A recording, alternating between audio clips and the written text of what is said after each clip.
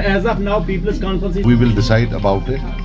Final decision will be taken after a couple of days. Sir, और die नहीं होता है तो इंशाल्लाह हमारा ये इलेक्शन डू है, डाई बाकियों का है। हम काफी बार डाई हो चुके हैं, अभी बाकी डाई हो जाएंगे। आ रहे हैं पिछले 30 साल से।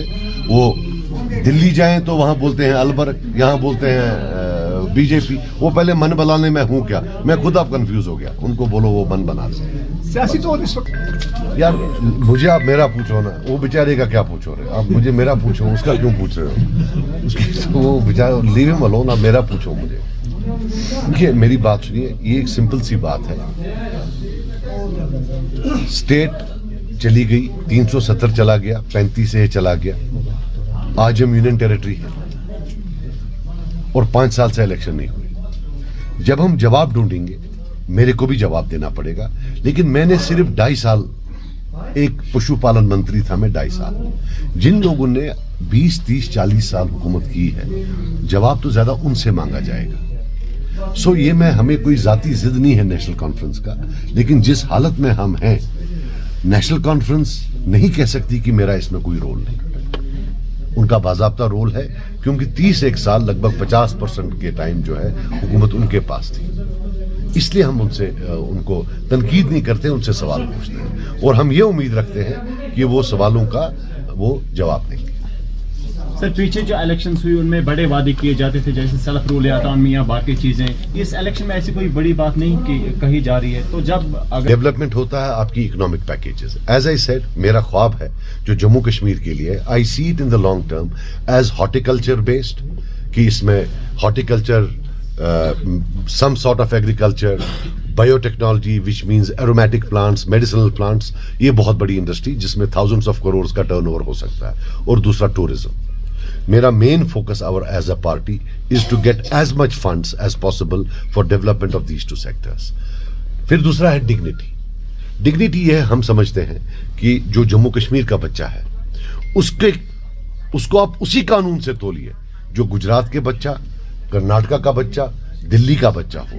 जो यहां एक एक्स्ट्रा ऑर्डिनरी जो इन्होंने सेट ऑफ रूल्स बना के रखा है जम्मू कश्मीर के बच्चों के लिए, बिलखुसूस जो ये कल्चर ऑफ पुलिस सर्टिफिकेट्स है, और किस police certificate on what basis, वो डिग्निटी की बात है कि भाई अगर एक खानदान में एक बंदा कहीं इन्वॉल्व था तो उसके भाई को, उसके बाप को, उसके बेटे को, उसकी बेटी को, बहन के बेटे को, भाई के बेटे को, किसी को नहीं मिलेगी। और ये हमारा कोई बाहर का नहीं है, ये कानून बनाया है। पूरी दुनिया में कहीं ये कानून नहीं है कि बाप की सजा बेटे को, या बेटे की सजा बाप को, या भाई की सजा भाई को। ये सिर्फ जम्मू कश्मीर में है।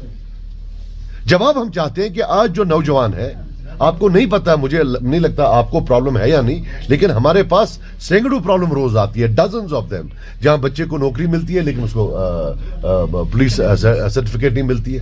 वो बोलता है सर मैं तो तब पैदा ही नहीं हुआ था जब मेरे फादर से कोई गलती हुई।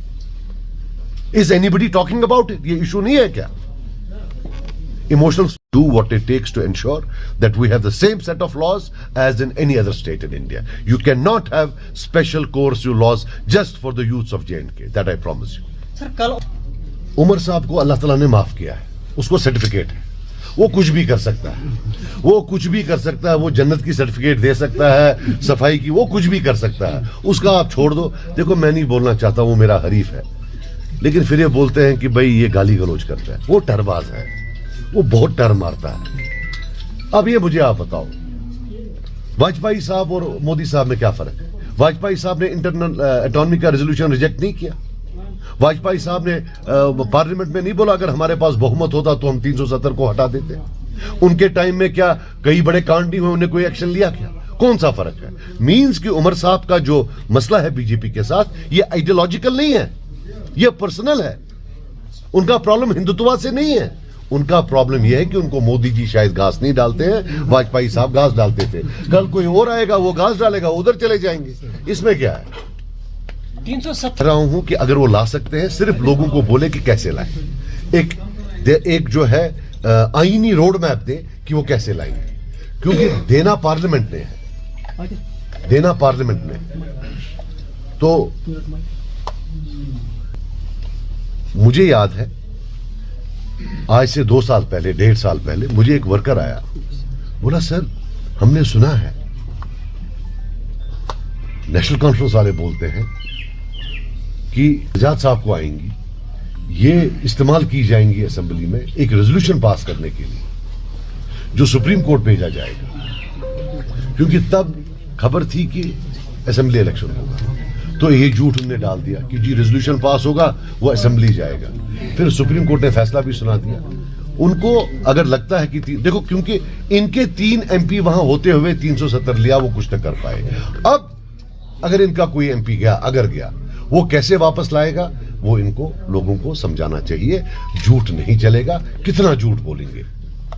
आपके हिसाब से मुझे लगता है आपकी मर्जी है ना जाए, तो मेरी भी वही मर्जी है। सज्जाद साहब, मैं आखिरी आराम से पूछना। It's clear now कि बहुत लोगों के साथ चल रही है। देखिए, अभी जो मैं यहां बैठा था, हमारे कलारूस के लोग थे, गरीब तबके से थे, मैं इनके साथ कॉन्वर्सेशन कर रहा था। ये conversation from here till top मेरी चलती रहेगी इन परस्यूट ऑफ अ विन।